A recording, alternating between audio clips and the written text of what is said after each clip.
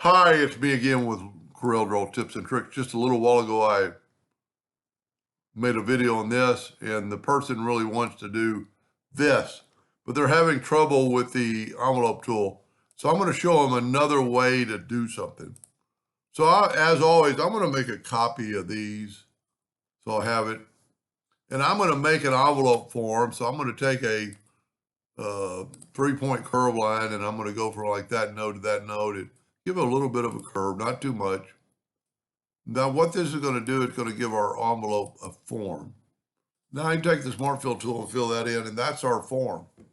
Now normally this would work perfect, but if we take this letters, these words, Charlotte, and we go to Effects and Envelope, and even with putty, put it in that form, it looks terrible. To me anyway, and it might be better if you used something that was all capitals, and I've already turned these to a curve, but you could do it, but they want this font, but I'm just going to show them,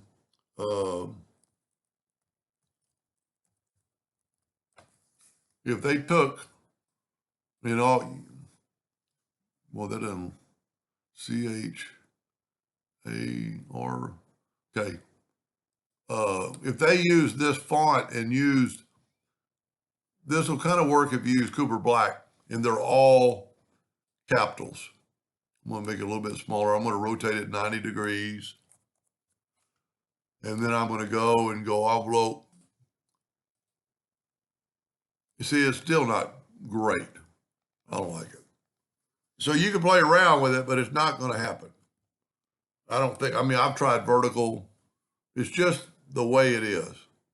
So I'm going to take both these and kind of show them what they could do. And I'm going to rotate it a negative 90 degrees to get them like this. And I'm going to take this word and manually put it in here. Now, one thing we got to think about, we can't go all the way to the edges. So let's do this. Let's take our item and let's go to Effects and Contour it won't let us go to the inside. Well, I'll tell you what, let's make it a little bit bigger, and sometimes that does that. You know what? Let's just do it the old-fashioned way. So I'm gonna envelope this by hand with another envelope tool that's on your toolbar. And first I want to get it pretty close. And what I'd like to do is have a contour, and I think because this is a curve, it just did that. But I can stay off the edge. I don't want to go all the way to the edge. So now I'm going to go get I'm going to zoom in first. And I'm going to get my envelope tool, which is underneath your drop flyout. You see it turned it into an envelope. Now I'm actually going to probably delete these two nodes. I want to keep the center one. Now the center one's already top. I'm going to move this down here. Now don't worry about right now what it looks like. I would go and get your 4 points kind of where they belong. Okay. Then look at this, moving your handle to try to make this dome above the letter and then the dome below the letters. See, this is where if you had that contour, you could, you could bring this down a little bit. That doesn't look too bad. Maybe bring this down a little bit. So this is enveloping by hand. Now I really want it off the edge a little bit. So there's two things we could do. Let's try this. Let's make it 95% of it. No, that was, okay, I had my ratio unlocked.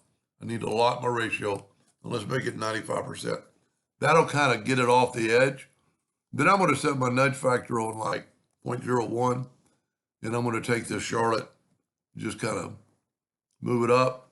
We can always go back to the envelope tool and play with it and get these angles a little bit better. And as long as we're not touching the top, I'm going to be extremely happy. I'm pretty happy with this. The way it turned out, it's better than I thought it was going to be. So now all you have to do is take this and left click and right click, take your smart, you know what, let's turn it back to 0. And let's take our smart fill tool. You know what, let's just use blue. Oh man, I've got a leak. So what is leaking? Well, there it is right there. I inadvertently cut something. We'll use the 3-point curve line.